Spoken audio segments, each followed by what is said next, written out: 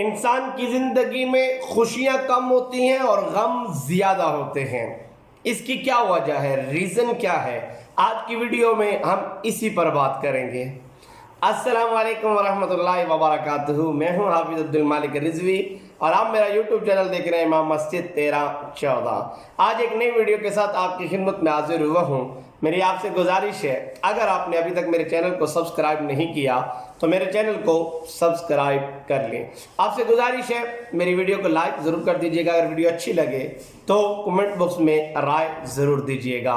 آج کی ویڈیو انسان کی زندگی میں خوشیاں کم اور غم زیادہ کیوں ہوتے ہیں، آج اسی پہ بات کریں گے۔ تفسیر نعیمی میں اس کا ذکر خیر کیا گیا کہ اللہ رب العزت نے حکم دیا کہ مٹی کو جمع کیا جائے، تو اللہ رب العزت کے حکم پر جب مٹی کو جمع کیا گیا تو اللہ کے حکم پر جب یہ جمع ہوئی تو عرض کی گئی، یا اللہ مٹی تو ہم نے جمع کر لی۔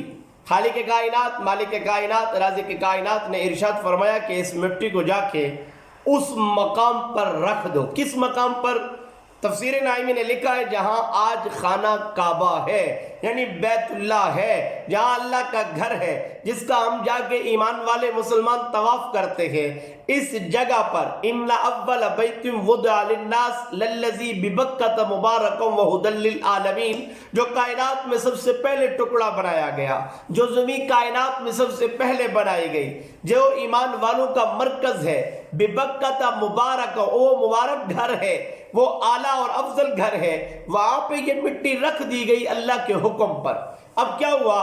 خالق کائنات، مالک کائنات، رازق کائنات نے فرمایا کہ اب اس کا گارا بنایا جائے۔ اچھا، اب گارا بنانے کے لیے ایک جگہ سے پانی نہیں لیا گیا، جیسے مٹی کو جمع کیا گیا تھا مختلف زمین سے، اسی طرح پانی کا جب وقت آیا گارا بنانے کے لیے تو پانی یہ بھی مختلف جگہ سے لیا گیا، یعنی پانی بھی جمع کیا گیا، پھر اس سے اس کا گارا بنا۔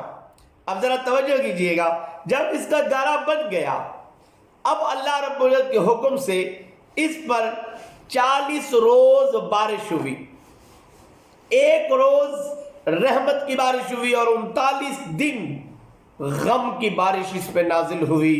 اس وجہ سے انسان کی زندگی میں آپ دیکھتے ہیں خوشی کبھی کبھار آتی ہے، لیکن غم آئے روز۔ دن کو غم ہے تو رات کو بندہ ٹھیک ہے، اگر رات کو غم ہے تو پھر جا کے صبح بندہ ٹھیک ہوتا ہے۔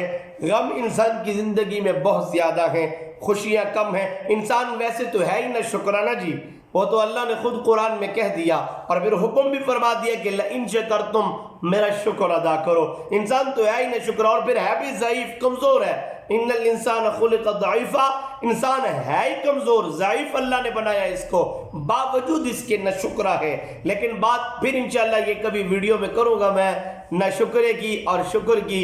آج صرف اتنی بات ہے، اگر ہم میں زیادہ غم ہے تو اس کی مین وجہ کہ جب اس مٹی کو گارا بنا دیا گیا، پھر اس میں اللہ نے بارش کا نزول فرمایا، 39 دن غم کی بارش ہوئی اور ایک روز رحمت کی بارش ہوئی۔ یعنی خوشیاں کبھی کبھار ہمیں ملتی ہیں، غم تو آئے روز ملتے ہیں۔ دعا ہے خالق کائنات، مالک کائنات، رازق کائنات مجھے اور آپ کو ہر پریشانی سے اللہ محفوظ رکھے۔